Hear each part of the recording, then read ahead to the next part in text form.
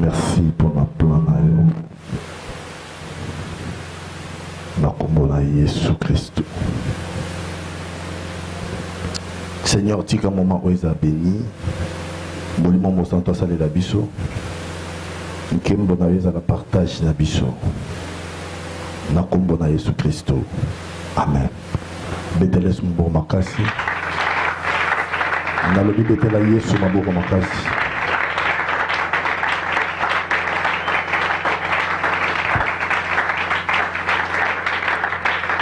La semaine de Renaud Tazara pour vendre le manicolo, donc betela Yesu maboko makasi. Gloire à Dieu.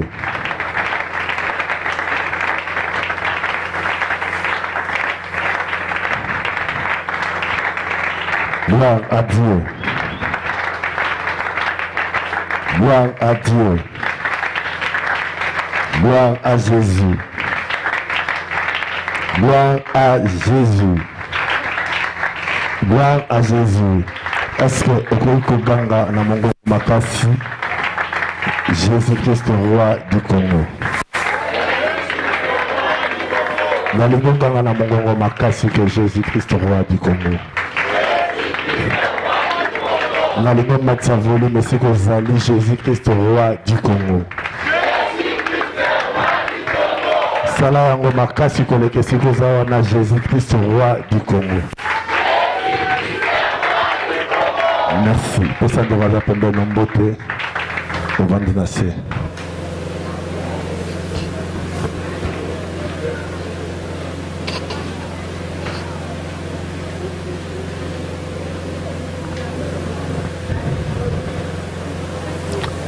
Merci.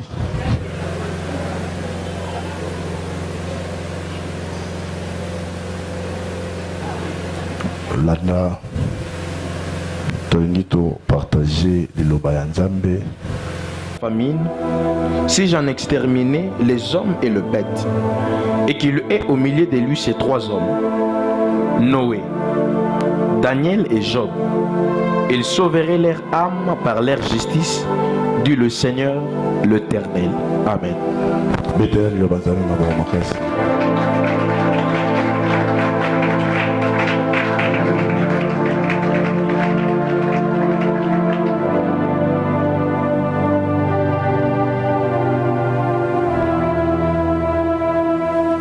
Banzambe lobi tango ekolo ekosumu kaka liboso na ngai eke ngai nzambe na kosembola loboko na ngai na ekolo wana mpona kobeta bato, mpona koboma banyama, mpona koboma bato, mpona kotinda nzala, mpona kobebisa ekonomi na bango bazanga lipa ya kolia.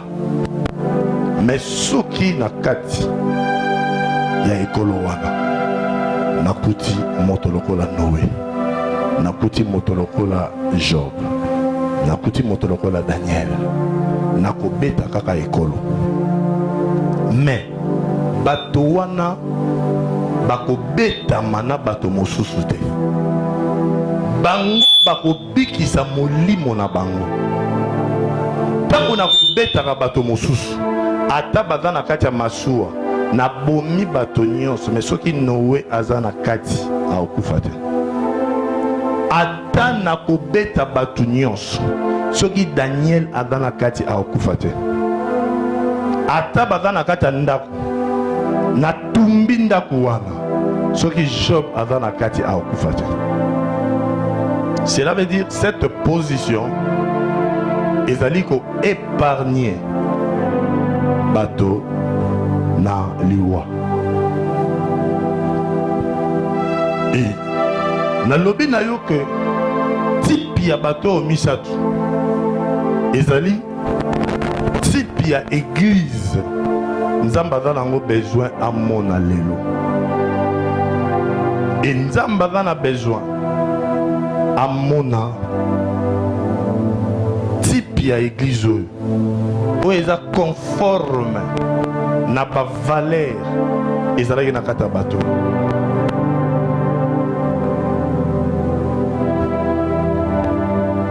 Na expliquaki yo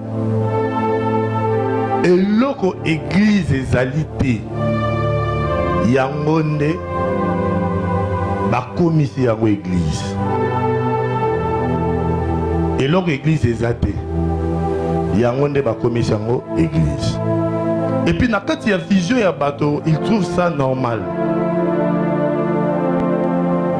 Tango par exemple bato bazoloba église eza esika nzambe abikisaka ba maladi. Dans le plan de Dieu, l'église n'est pas un lieu de guérison. Ce n'est pas ça. Mais la guérison ils ont accompagné bateau baza sauvé, bateau basali église. La guérison ils ont accompagné bam. Mais l'église n'est pas le lieu de la guérison. Je crois se faire comprendre bien. L'église n'est pas le lieu où les gens viendront pour abandonner un miracle chaque jour. Non. Parce que oyo batu mususu bazwi yango lokola miracle. Batu mususu bazwi yango lokola miracle te mais baza sauvé na position wana. Un exemple. Koka moko akoya na église basambeli po na ye atelemi abiki. Mais ezana bakoka né de nouveau ba okufa bongo bakelola. Sopona koka wana oyo aza gerita koloba nzamba za na ite. Donc l'église n'est pas le lieu des miracles. Mais les miracles accompagnent l'église. Pour la retali saka que Dieu est réel, Dieu est vivant. Mais si tu ne vois pas aussi les miracles, cela ne dit pas que Dieu est absent dans cette église ouana. Non. Batu bazo confondre makambo nyonso. Yango wana tozo bungisa makambo ebele.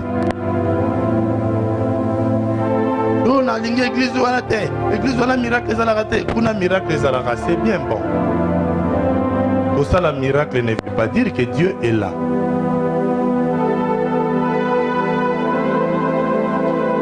Dans le plan de Dieu, l'église n'est pas un lieu où tu faut baya kokuta na po baba doya kozwa mabala. Ba frère na ba sœur ba kuta ni baba ndo lingana na église o ya lingyo ba lingani na kati église. Non non. L'église n'est pas ce lieu là où tu faut baya kozwa mabala. Izana batu ba bala te ba OK boko za likolo. Donc to diminuer église tina niveau wana te. Église est sécurité, bah tu peux pas s'engager pour pas avoir visa à OK poto. Parce que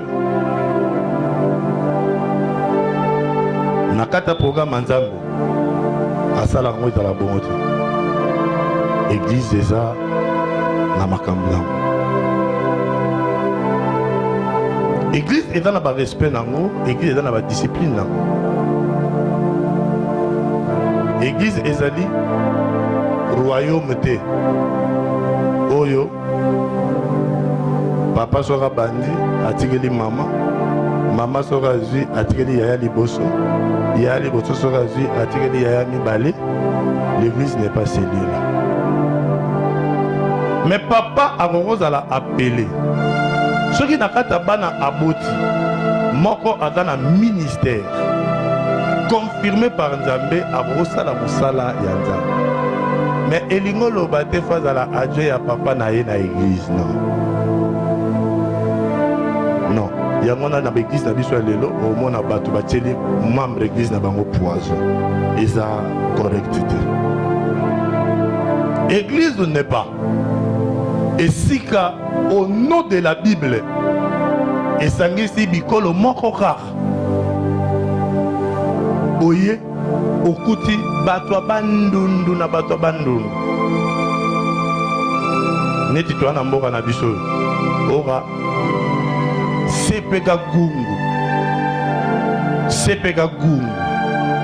cela veut dire eza église ya mission pasteur faut uta na bandundu na gungu badiacre faut ba uta na bandundu na gungu bandimi auti gungu avandaka na kingasani mazoko nosambela na bumbu po église na bango ya gungu eza na bumbu non église eza esika esangisi baluba te pasteur moluba mama pasteur moluba badiacre baluba bandimi nyonso baluba banzembo ya kitoko ekotiaka bato bazwilaka molimo na eglize wana eza na chiluba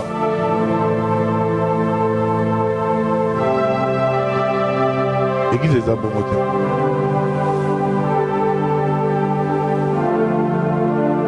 te eglize eza mpe esika bavotaka te tovote ye paster te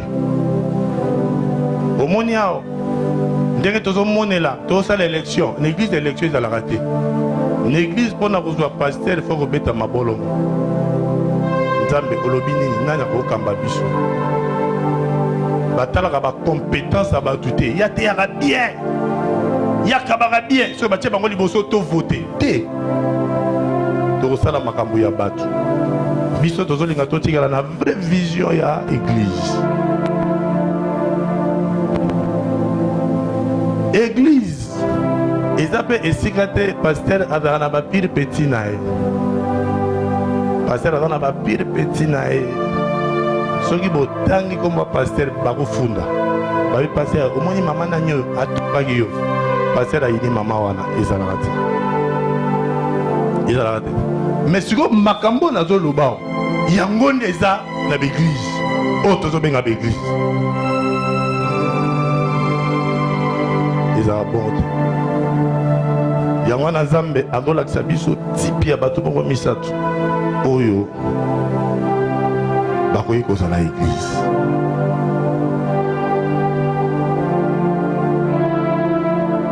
yango wana tozoloba makambo malembe na kati ya plan ya nzambe eglise eza armée armée erekritaka motu nyonso na armée ezalaka na badiscipline na armée ezalaka na soumission na armée badisciplinaka na autorité te na armée balataka ce que l'armée te propose comme habit na armée baliaka oyo baprésente lokola nourriture soki balambi mokolo wana loso na madesu moto moko ta koloba ngai na kolia misili vous tous même sani même nzungu parce que yango nde babongisi mokolo wana mpona camp oyo bozali esika bozozala formé on ne discute pas ote ngai nasepelaka biloko te ngai naza muyombe nalingaka pondo madesu ngai naza moluba nalingaka pondo mai mai ngai naza mukongo nalingaka likaya po batumba ezalaka te soki balambi madesu basoda nyonso bakolia madesu la vision ya nzambe quand il voyait l'église abanda omona makambo na oloba sikoyo alléluia ebisa bato on dirait papa flame kati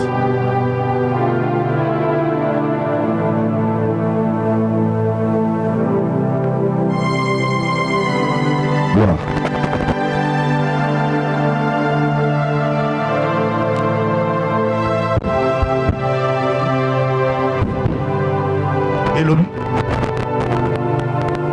Donc, église, ils ont makambo mosusu.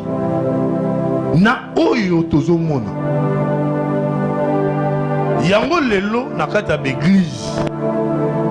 Toza na absence totale ya présence en Nzambe.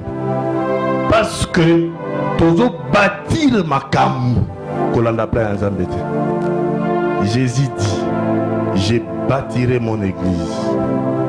L'église appartient à Jésus. L'église n'appartient pas à un pasteur.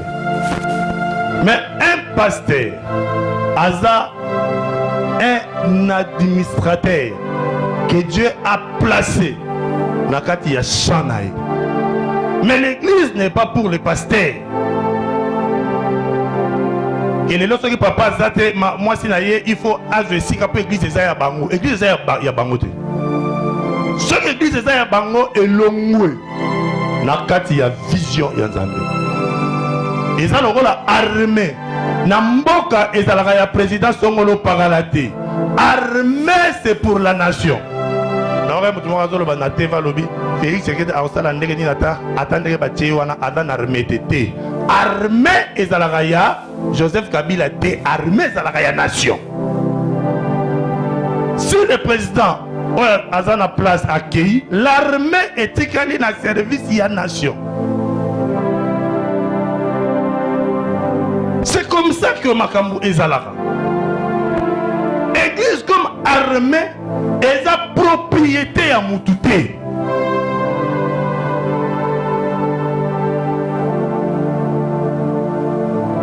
Yango batu bakomosala na église oyo mitema na bango elingi.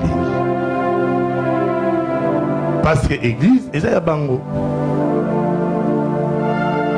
Mes frères et sœurs, les jours où nous allons constater, Pasteur Josué, Alingo Kouma, le prince des Zamunda, le roi Edi Mirfi, le prince des Zamunda.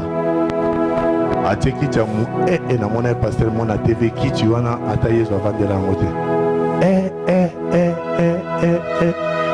niveau asaleli kitu wana teli boso na yoki soni la kriti so avanda liboso soki mutalengo ya kosola na ye afukami. Non mes amis, non, soyons quand même sérieux. L'église n'appartient pas à quelqu'un. L'église, c'est pour le Seigneur Jésus. Mais ma pasteur, ma administrateur, ma toya tie, ma salele musala. Ma kamunyo so ba ko sale dans la pona yé, pona bangote. Mais bino, boza obligé ya ko laisser administrateur wana. Voyez bayango. Na église, Yesu alesaka pasteur te.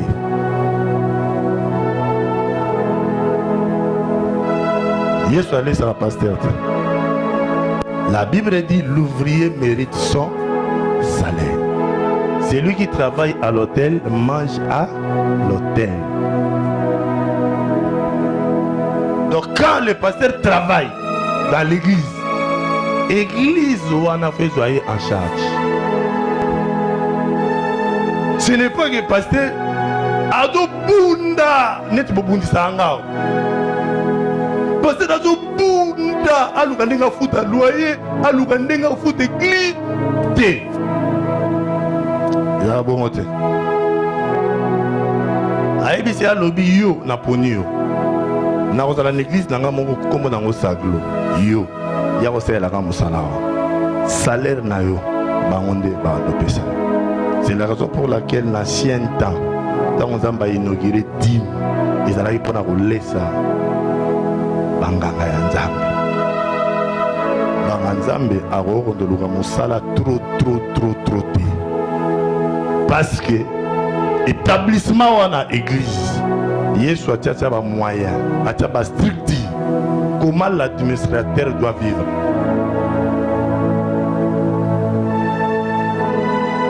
Et tellement que Batoba yebi makambo te.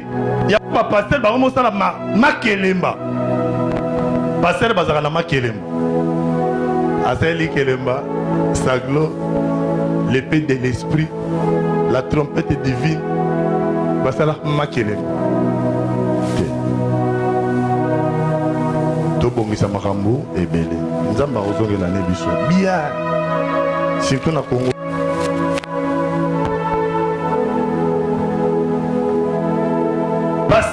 akoko ndoluka moninga ne pasteur te osalela ye appel de fonds d'église na te comme les gardiens ya temple ye moko fa yebisa bato nzambe apesi ye naza na besoin bopesa ngai $100 naza na bongo bosenga avec simplicité. Soki bato wana baza na likoka kopesa ye $100 bapesi soki baza mpe na likoki wana te atenir bango rigueur te bazwi te. Mais dès que pasteur a besoin $100, akoluka pasteur moko ya kosenela nga mbongo na église. Non, non, le pasteur de la maison c'est toi.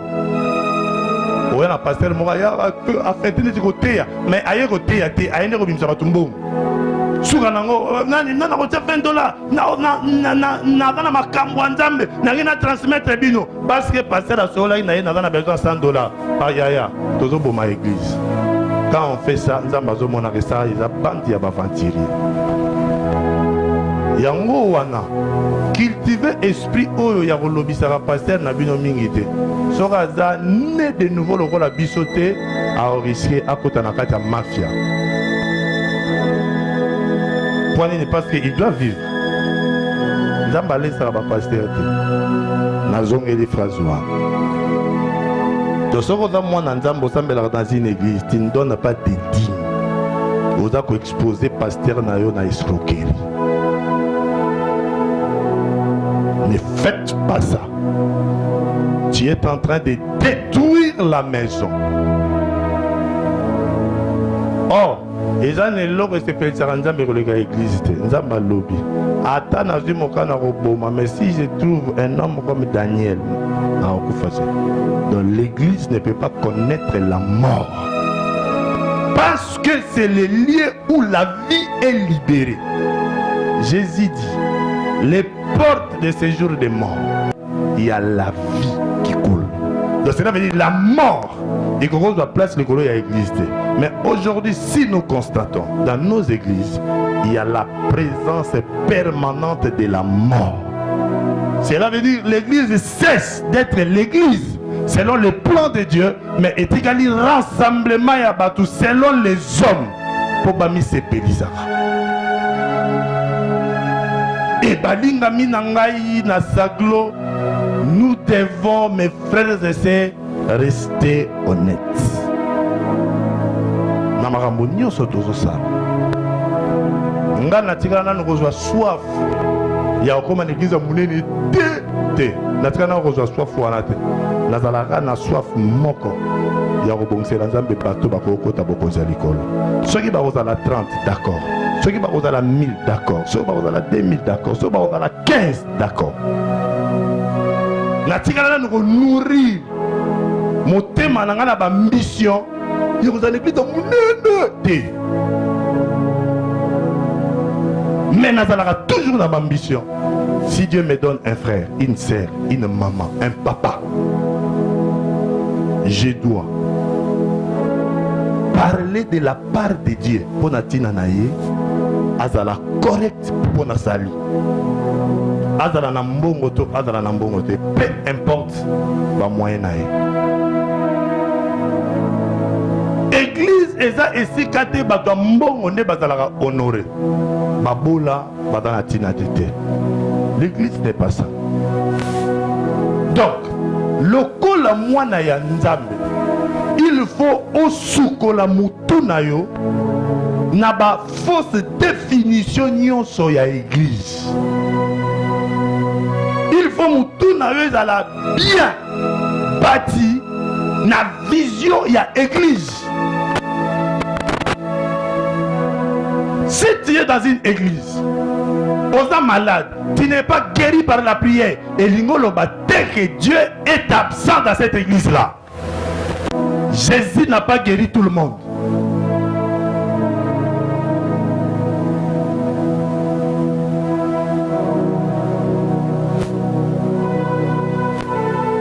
N'est-ce pas, Bible Doloba, na tango ya Eli, ba veuve bazalaki ebele, n'est-ce pas? Akende na ndaka ba veuve nyonso. Non, la Bible dit akenda ke pa ya veuve ya Sarepta et pourtant alekaki pe ba veuve mosusu. Ba veuve wana mosusu ba koloba teke nzamba lingi biso te non. makambo faut la clair oyebi balingami makambo naza koexplike bino eza tellement profond que soki okomprendre yango te omona yango ondiri mpe nazoloba makambo oka te yango ne bomi biso présence aza mekimi parce que bato makambo bazosala soki nakomona Job, Daniel, Noé bakotikalaka kokufa te.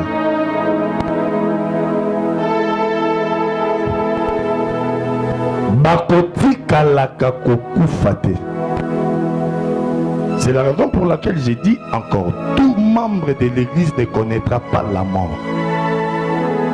Parce que Jésus-Christ, oyaza vie avant la katinaï.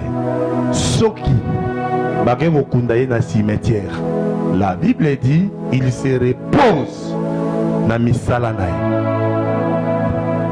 Parce que la mort, eza pona bato bayebi yezute. Bato bado vivre na kata déconnexion ya plan ya nzambe. Mais si un homme, une femme née de nouveau akufi, moto wana ake kopema na kozelaka konetolama. Donc à l'église liwa ezate.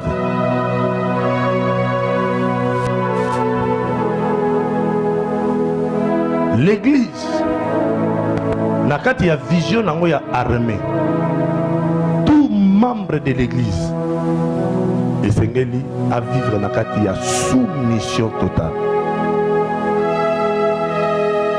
Soumission totale. Soki membre ya église ayebi ko se soumettre te et paille, il y a Seigneur, il n'est pas dans l'église. Azana Katia et Sika, mais pas dans l'église. Et quand je parle de l'église ici, je parle de l'église selon la vision Yanzam. Alléluia. Alléluia. Alléluia. Bible lobi na biso pona Noé na tangu batu nyonso bakotaki na kati ya mabe moko babimi na kati ya volonté ya Nzambe. Mais Noé lokola église est restée. Église ezalaka influencée na ba mouvement te. Église eninganaka par rapport ya mboka te. Église échangeaka makambu te par rapport ya ba circonstances. L'église etikalaka constante. Même s'il y a des mouvements par-ci par-là, l'église etikala constante. Et comment ningana te? Parce que Yesu a lobby. Eza une ville, eza bâti likola libanga. Et kotikala kozwa mouvementé. Alors, makambo nazo loba. Moi na yanzambe nyonso, il faut ayeba yango bien. Et que permettre yo un jour, même aux na sagloté, aux a quelque part, aux a mboka moko songolo, aux a la province moko songolo, aux a la commune moko songolo. Si au côté quelque part, tu trouves des choses où ils ont correcté, n'hésite même pas. Sors directement, cherche un endroit où au moins la valeur il y a église dans expliquer ezali. Elle ne peut pas dans une église parce que papa Koulout n'habite dans la pasteur Kuna. To messa dans l'église n'habite wana. Non non non non non non. Non non non. Kosambela na makambo wana te. Kosambela l'église te po okendaka l'église wana po landaki mwasi. Le moitié ensemble la kakuna au misali frère et église on a souci à cause à la pemene à moi si on a non frère. Décide-toi d'abandonner cette fille là soki yende mtazaki na kata vision ndo kende d'église wa à moins que au moins que non esika o na ye nete na bato ebele baza na sa gloire alandaka sere moko aye ayoki mateya awanganya lobi tokabwani natikali nanga frère c'est bon mais soki toujours namonaki kaka non non non non non non il est temps ya kozwa koli na yo yaka nango ok pas à bino pas ici soki oyaki bongo te oye omisali loko ya frère yango totomona lelo na baenvironnement oyo toyobenga église bato bazochange te parce que bambition ya yeli ayeli bokonzi ya likolo te ayeli makambo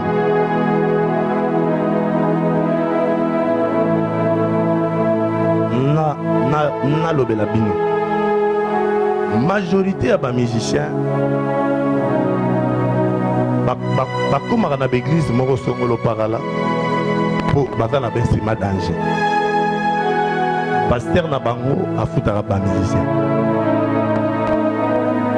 alongwe l'église na ye akekunu soki oke na église wana oke mpo na bokonzi ya likolo te oke mpo na makambo oyo olandi tia na moto les jours où le Seigneur Jésus reviendra tira en affaire tes motivations eza impire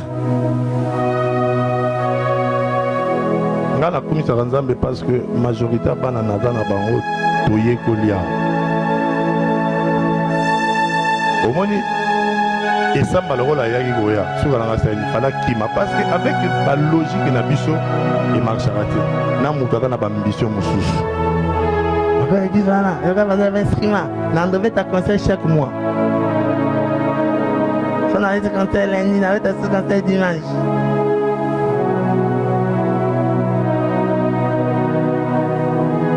so naza na matanga peka otonga bainstrument na boyemba omoni makambo wana soki oye na makambo ya bongo osambela noto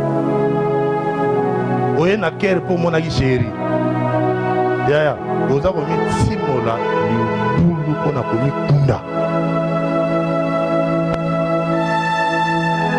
yaka na ngai nzambe asalanga grâce na travaillaka na bana oyo ngai moko na ganye oyo ngai moko namoni ndenge abandi namoni ndenge akoli namoni bafaiblesse na ye namoni mutakala na ye nga moko nalongoli ye nye tie moko tanga yekoli kolata pantalon abimi suki na comprendre ke akoli omoni soki oza na bana bongo bakotrouble yo te ayebi ke ça c'est notre père ici c'est notre maison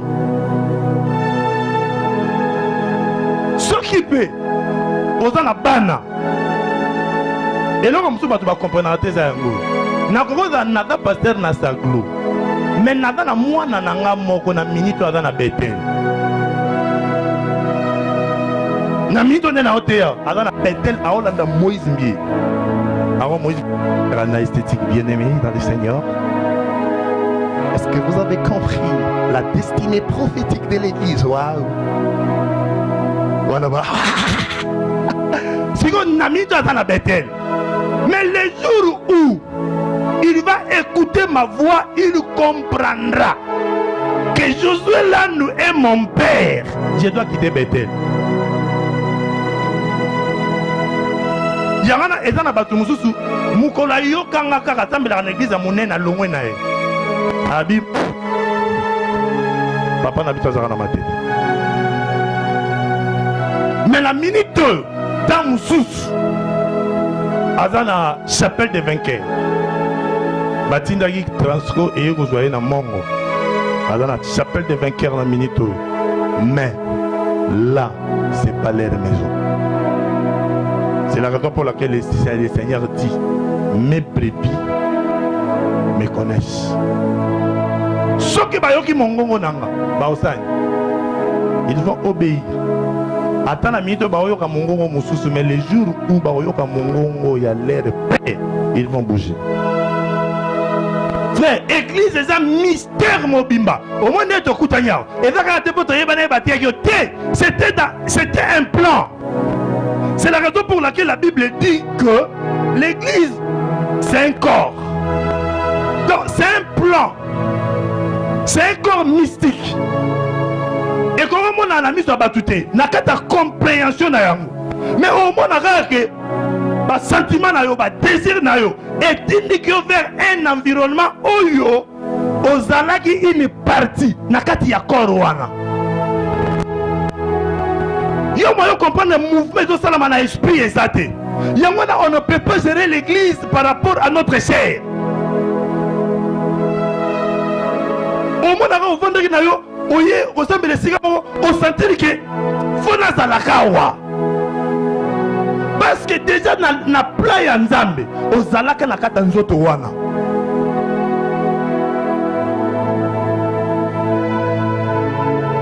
Oyebi eza esengo kosambela na environnement o nzamba monaka ye bato ebele bazosambela na baenvironnement nzamba monaka bango te bazosambela mpona basentiment. motu neti ngai soki naza awa place nzamba mona yango eza na kinkole meme naza na transport te na bandoko kokende kikole makolo chaque jour nakokosala makambo ya sentiment te. L'église n'est pas un lieu de sentiments. Oh, bato bazo vivre selon bango. Te. Ceux qui bato ba vivre selon bango, ils mourront. Parce que la mort et on a la partage d'abord.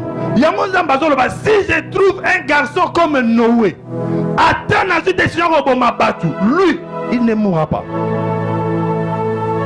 Ni ne resalake akufate les valeurs oyo eza na kati na ye erosala que moyen nzamba bomaye erosala te. Une église sans valeur est appelée à rekoma une association ya ba malfaiteur te, une association des hommes bien mais sans Dieu. Ah, surtout ça, la mort est permanente et si ka o bazobenga église. Mais la parole de Dieu était yamite na kati ya vérité na yango. La parole de Dieu est prêchée comme piège. Soto tebe bandimi baoya, soto tebe baokima, to teya boye po bayaka, to sala boye po biaka offrande. Soki lo bandambe comme piège. Ça devient très dangereux. N'accepte pas de prier quelque part. Oyo, lilo banzambo zoyoka et capturer esprit na yo. A tout le monde peut mais makambo eza correct mais parce que esprit les a capturé na makambo wana obanondi mango kaka. Non frère. N'accepte pas liloba ya nzambe oyo retrouble motema na yo. Non pour aimer mayo na repentance mais pour aimer na ba connaissance et tengama. N'accepte pas ça. Lelo biloko et pomi église la parole prêchée na ba environnement autour tozali. Quand on prêche par exemple message clé d'une église, c'est la prospérité et la bêtise. La prospérité, c'est pas les moyens. Oh batu bazanang, c'est pas les avoirs. Ya batu bazanang. Mais la prospérité, c'est un état de l'esprit. La Bible dit Joseph Azan en prison, mais il était prospère. Prospère sans yamba, prospère sans voiture, prospère sans moisi, prospère. Ce n'est pas des choses, mais c'est un état d'esprit. C'est l'état d'une âme.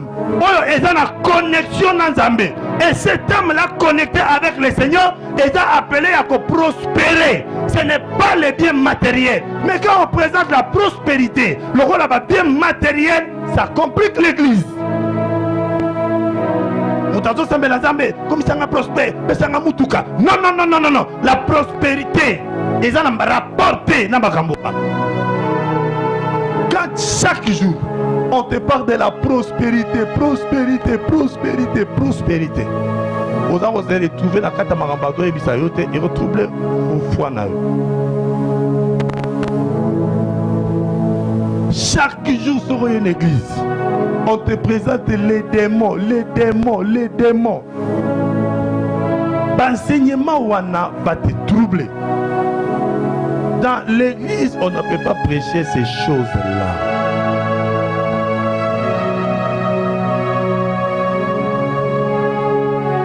Balingami, tordre sens. Il y a l'église n'a pas forme et Dieu est mécontent. Moi je dis toujours, Zamasalanga grâce, Natikalanga, le pasteur Josué au Nazali. Nalia te que je reste le pasteur Josué. Ba pasteur Lelo ba kotina kata mambu ya ba kisi makambo compliqué pour na biloko mukilio. Tikala oyosani. Ce qui nous a fait sur tout le monde, gloire au Seigneur. Ce qui a fait sur tout le monde, gloire au Seigneur. Aux maîtres, il y a toutes choses. Au CP là qui n'a pas merci Seigneur. Limite-toi là. N'envie pas les gens. Kolula batute, kolula église ya batute, kolula pasteur ya batute, kolula bandimi ya batute. O soko zaki mundimi nanga bien, après ça enfant de belé. Kolula mondimi ya batute c'est pas important. Reste yo avec la pensée que Dieu a tenu à katina yo. Tikala yo. Alléluia. Alléluia. Alléluia. Même si ma cambonio se comme compliqué zinga na yo. Tikala yo.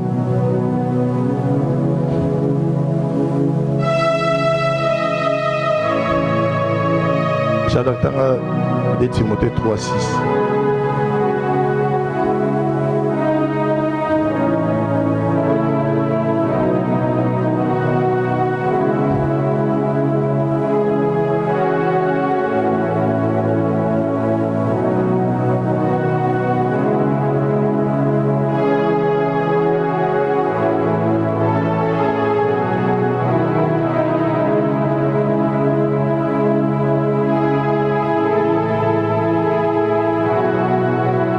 Timothée 3, Tobandina 5. Ayant l'apparence de la piété, mais régnant ce qui en fait la force. Éloigne-toi de ces hommes-là. Il en est parmi eux qui s'introduisent dans les maisons et qui captivent des femmes d'un esprit faible et borné, chargées de péché, agitées par des passions de toute espèce. Amen. 1. Sache que dans le dernier jour, il y aura des temps difficiles. Totangi de Timothée, chapitre 3, verset 1. Sache que dans les derniers jours, il y aura des temps difficiles. 5. Dans l'apparence, il y a piété, mais bazo régner où ils ont ça la force. Éloigne-toi de ces hommes-là. 6. Ils ont na bango dans na bateau bazo kota na bandako koteya kokanga basi o baza esprit faible et kangami o baza chargé na mabe o bazo ningana na ba posta nyos oyo ezotalisa. Éloigne-toi na bato wana. Bible lobi na mikolo ya suka temps est comme difficile. Temps est comme difficile beaucoup plus pour la église. Parce que Batou Baron Luka, par tous les moyens, Babébisa, vision, mission, il y a église. Et comme na Batou, Baye ko sambela, mais baza na valeur à terre bon zambete. Il y a un moment où l'église est comme il y a mal fait terre. bato ata na église matongaka baninga aza na église mais ata yibi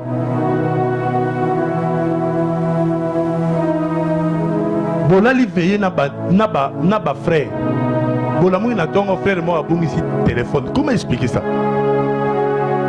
Bolali veye ba frère na ba frère bolamuki na ntongo frère moko alamuki téléphone eza te. Comment expliquer ça? Comment expliquer ça? Soki ekomela yo osala eloko abongo place moko lukanga omona ngai oyebisanga pasteur nayiba mokolo moko téléphone ya moto. Soki osali yango te, soki osali yango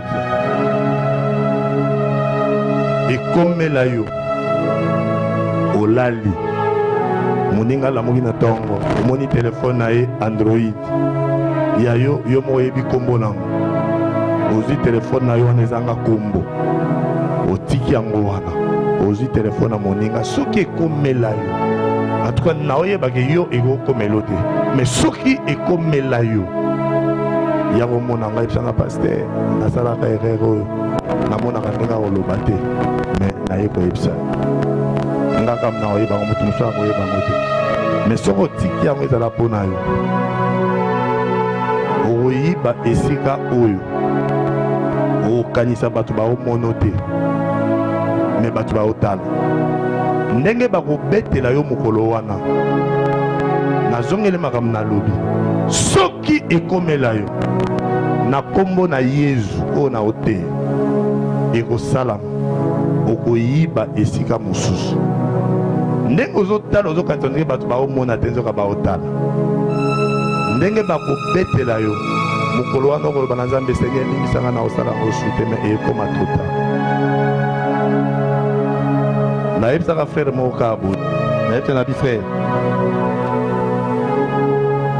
eloko nini ekomeli yo oyiba mais prends une décision na ozongela su voilà bato baokoma na parence ya piété donc soki ozotala ye ozomone on dirait aza na makambo ya Nzambe mais aza na ngo te mais soki otali na libanda on dirait aza na kati ya makambo ya Nzambe akoye biso mpe naza na ba PV ya résultat mais eza te aokosa na sultani ya molai donc apparence ya piété mais eloko eza te naza na ba résultat bon yaya bimisango o etalinga te naoluka pe te apparence on dirait makambo ya Nzambe eza mais en réalité eza te bana Nzambe ebele bakomi boye bazoki na église na apparence soki omoni olobi sere na biso omoni olobi frère na biso mais en réalité aza frère na bino te aza sere na bino te ayeli makambo mosusu ese bato boye bakomi plein na baeglise balingami église eza esika bayaka kosala masekite yoka conseil yoka toli église eza esika bayaka kosala masekite soki olingi osala maseki tika makambo église banda na ndako na bino osala maseki koya kosala maseki te esika Nzambe azalaka apparence ya piété lokola mwana Nzambe mais régner ce qui fait la force. La force de la vie chrétienne est à régner. Car la force de la vie chrétienne est à valeur. Il faut trouver dans le bateau dans le bisou. Tant que valeur est à même si on y a une église, même si tu as une Bible, même si tu prêches, même si tu donnes les offrandes. Mais le jour où Dieu va frapper, tu mourras avec les hommes simples. Mais en réalité, l'église eza esika ba valeur ya bonzambe fait dans la respecter. Yango wana, on ne fait pas des choses par apparence. Batu ba mona ki na sambela ka makashi. Et surtout bato bazaka na défaut na mona ka chance na sabre ezala raté. Mutu bo ba osala makambo Nzambe po pasteur mona pesa ke frère aza brave. Ngaso sali bongo de na paeo. Ne faites pas des choses pour passer dans la vie dans mon ancêtre. Ne faites pas ça. Faites des choses pour nous amener dans les cours. même si ozosala bongo lobi na osala boye po passer na biso apesanga grade bato neti biso osumba makila aux hémorroïdes.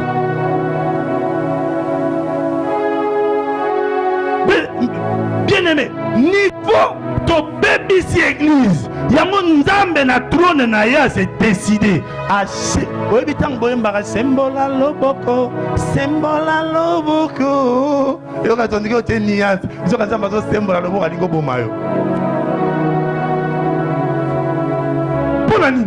Parce que olingi vie chrétienne ya apparence soko omoni ozokoka so mamba osambela te ya kotubela soko omoni okoki kaka te tika oyi toli soko omoni okoki kaka te sani tika oye paster natiki nanga naotukalanga te eya pasi otiki parce que ebible elobi eza na bato bakokota na kati eglize ya bato bakokota na kati ya milie bato bazozwama avec soi-disant la parole de Dieu, mais ekozala liloba nzambe te ekozala makambo soko omoni boye eza verset soko omoni explication eza makambo ya nzambe mais moto azosala yango ayebi azoteya te mais ayende mpo akanga milimo ya bato ekota na kati ya bowumbu. La Bible elobi surtout basi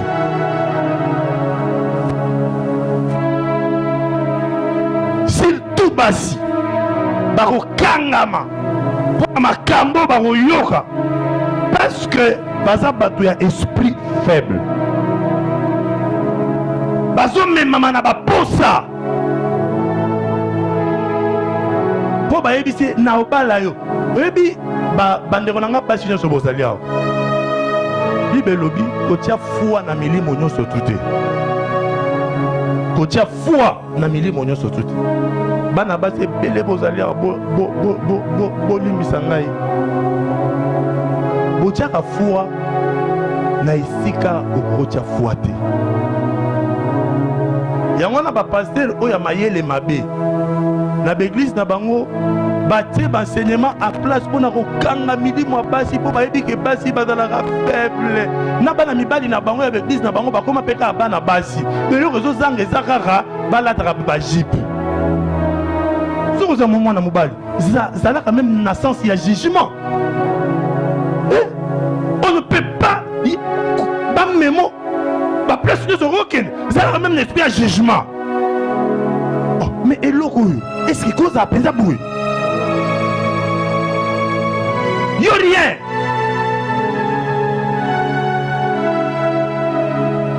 oh eza na bato bazoteya te mpo amemo na lola azoteya mpo akanga molimo na yo okota na kati ya bowumbu fome kutu moto aza na mopagano ayoki liloba ya nzambe te ke yo moto oyoki liloba ya nzambe ya mabe okomi mowumbu ozokoka soki obimanaki bowumbu wana te ça veut dire okoti na kati ya liwa parce que suka nango okufa kaka okangami mateya oyoki eza tellement epola ya salite ya mabe lokola mpe ekutaki baposa na kati na yo ale esali nini ebalani lokola oza na posa libala soka pasa nalobi nazokanga milimo nyonso ya baselibataire nazokanga molimo wana ya kopia semence libala no ezoya tellement olalaka ozolabuka na susi ya libala ata babanda oteyo makambo ya sali te otie foi nzoka oza komikomisa mowumbu ya libala moto akomikomisa mowumbu ya eloko te fo mikomisa kaka mowumbu ya Yesu.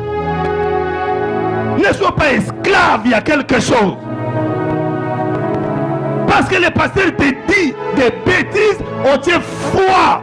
Ozo kanga molimo na yo. Libala ou pas libala lola ezali.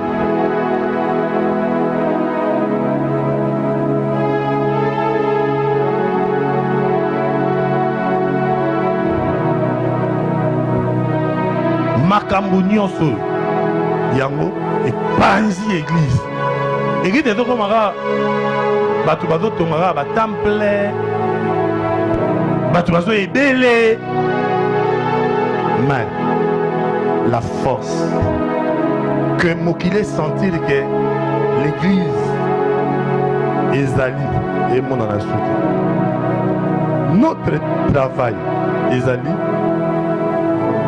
ya koluka tobongisa makambo yaya ebonga nowe na ntango na ye mpe bato tu babebaki atikalaki ye moko azokontinue kobunda ekobonga eglize ekokufa te eza impossible ata bato nyonso basili me jo bakotikala ata bato nyonso basili nowe akozala. Vous avez meilleur visage et plus d'embonpoint que tous les jeunes gens qui mangeaient le mets du roi. Amen.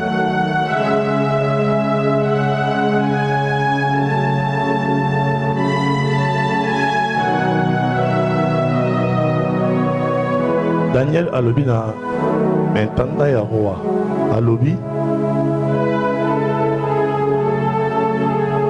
kopesa biso misuni te kopesa biso vigno ya komela te pesa biso mai pesa biso ndunda tolia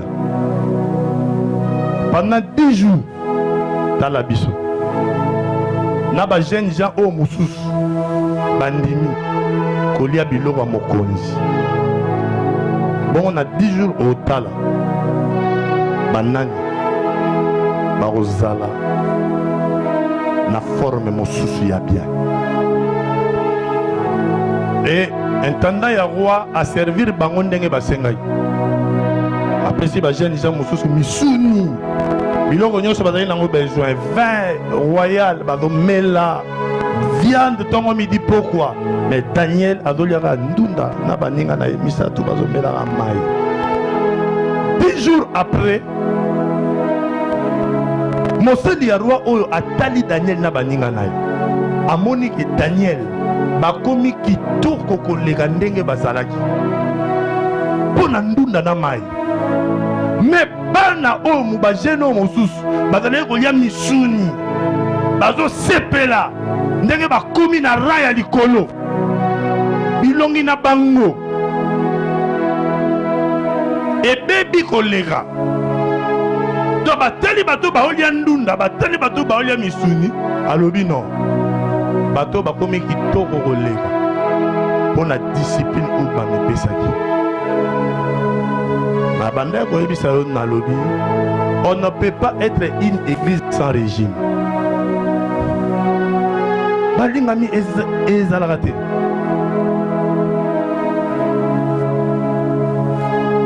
tout chrétien il faut amipesa régime akokolia lolenge mona bato nyonso tu te akokomela lokola bato nyonso tu te akokoloba lokola bato nyonso tu te akokojuge lokola bato nyonso tu te chrétien aza na bamanière ya komonelaka makambo chrétien aza te lokola aza moluba il faut asambela na église ya baluba il faut avoter Félix Tshisekedi bongo te chrétien aza te lokola aza moto abandundu fo asambela na CPK Kikwiti avoter Fayou te chrétien atalaka bavaleur pourquoi olingo voter Fayou pourquoi olingo voter Tshisekedi pourquoi olingo voter Mokia oyeba pourquoi olingo tikala na majorité présidentielle oyeba ozosepela otikala na majorité présidentielle mpo noko na bino aza ministre yo ozolia mais bato baza pembeni baolala nzala yango yo olingi otikala na majorité non ça c'est pas un chrétien c'est ça l'esprit Daniel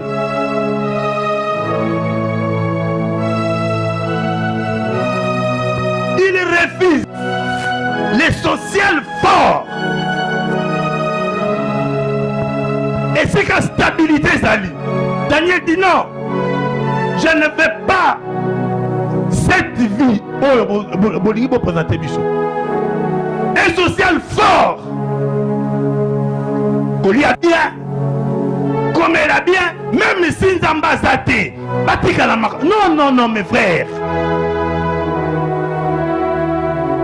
nalataka bien naliaka bien nalalaka bien même si na makambo wana ozoloba bien nzamba aza te mais tu veux accepter ça yango eza message ezoteya malelo isifie ozala na yo wana obongi tozosambela tobengana bademo mpo bato babonga meme si bato wana bazoteya bango mpo nzambe na kati na bango ate etene ezomonana te les pasteurs sont contents mpo bayaka na église te. Daniel eti meme si nakozala na social epola me natikala na nzambe nalingi nazala na kati ya régime nakoyiba te mpo nasomba elamba nakolinga mobali te apianga mbongo mpo nasomba meshe. Je préfère nakanga suki ya maboko me nagarde bavaleur ya bonzambe ke nasomba meshe me natrahir nzambe mpo mwana mobali moko apesinga mbongo mpo na nsima nango alalanga. Ça ne marche pas comme ça mes frères. Daniel eti pesa no bango biloko bazoluka mais biso toza na besoin to respecter régime oyo tondimi mais au bout de 10 jours on constate yaya omoni lelo atozwi atosepeli mais soki na kati wana nzambe aza te au bout de quelque temps on comprendre que osalaki erreur na kati ya vie mais bato ota motu bandimi a souffrir malgré l'opportunité ya kozala mpe na social ya bien mandimi mpo agarde bavaleur ya bonzambe yaya le temps ekopesa biso raison. Après un temps vous allez constater ke bakozala lokola bato nyonso tout bonzambe ekopesa bango valeur mosusu ata bato bazoprospere na ta ya Noé bazali kobala bazolia bazomela bazobalisa mais destiné ya nzambe ezali makambo mosusu. Ne suis pas oyo nyonso ozomona pa bato soko omoni bato bazoluka bakoma soki ni tika bango reste na kati ya makambo oyo nzambe azozela yo. eloko ya liboso ezali na kati ya Daniel yango oyo abi lokola bango baza na bango lokola bayebi na bango makambo nzambe te baza na bango na besoin basepela balia biloko ya mokonzi bamona bango bazalaka na mokonzi baliaka na meta mokonzi c'est pas un problème balia mais biso tomipesi régime tokoliaka kaka nduni tokomelaka kaka mai ata tozangi mbongo ya ji tomela mai mais Daniel bazangaki yango te mpo ezalaki mais bamipesaki nde régime ezalaki opportunité ya kolia bilei ya roi bazalaki nango opportunité ya komela vin bazalaki nango mais Daniel asosoli bame wana ya roi ezokomisanga mbino. Les mains du roi c'est la parole prêchée par rapport à temps. Parce que n'oublie pas que la parole de Dieu c'est la nourriture solide. Que nourriture ya roi lobi non. Nourriture ya roi est une nourriture où il doit répondre à temps présent. Papa tu vas dire bas à la stable, bas à la bien, bas à la à l'aise, bas à la kimia, le roi na poto, humanisme ils ont régné. Mais dans la époque oh c'est tout tombe la humanisme mais c'est tout tombe la christianisme. Oh ya bongo de motema qui se répand. DT 1. Oh ya bongo de motema. La joie na ciel. 1. Yaya. Bongo to ba komi 30. So ba komi 100. 100 personnes repenties. Converti, né de nouveau, nantela na yo 100. Yaya, ozana motema ya nzambe nyonso likolo na yo. Dona makambo, kowelela eloko tezala calme.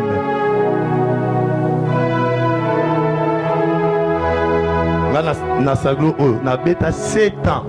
Na sala ta séminaire était 7 ans. Chadar Maboya 7 ans. Séminaire était action T. Chaque jour, na te repentance. bongo na motema, sanctifie-toi, banga masumu, chaque jour pendant 7 ans. Il y a un moment où on va te béler, il faut que l'on saglo a commis compliqué. Parce que awa, tu vas manger ça, ya kotongola. Tongolia. Na lesio yango ya okalinga, ya bouillon, ya koyita, ya liboke, ya kotumba nyoso ozwa. Mais dans la batou mususu. Parce que na bana ko loba mateya. Eza na liteya oyo et comment vendre sa doctrine mobimba te, neti ba combat spirituel, ba prospérité, ba combat de Gabaon, ba foi, même foi, ils ont très mal prêché, très mal prêché. On ne prêche pas la foi pour la exciter Batouba Zouabilo Repas Zambé. Non, non, la foi c'est une dimension d'obéissance totale. Quand quelqu'un dit qu'il y a la foi, ça veut dire quand Dieu parle, tu obéis à ce que Dieu dit. Ce n'est pas aux autres Zouabilo Wanzam, on appelle sa foi. Ça c'est une folie, il y a pas pasteur militaire béba. Et puis on prêche aussi la grâce, la grâce c'est l'ingolo banine, grâce c'est l'ingolo ba, le gars a signé sur Bixayo, a tout sali ma bé, grâce c'est Bixayo. Ça c'est pas prêcher la parole de Dieu. La Bible dit, grâce de Dieu, source de salut. Grâce, source de salut, c'est un enseignant. La grâce nous enseigne chaque jour à renoncer à l'impiété. Quand il y a la grâce, chaque jour, tika lokuta, tika kofinga, otonga kipoani. C'est ça la grâce. La grâce, c'est dans le bataille. Atana fingio, atana lalingai, atana yibi. Le gars atana c'est la grâce na quelle lola. Ça c'est quelle façon de prêcher. Cette façon de prêcher là, yango bible la grâce est trompeuse. Forme wana. Souvent la nyama forme wana, tu te trompes parce que tu vas aller en enfer sous la grâce. Mais il y a un enseignement dans la Bible.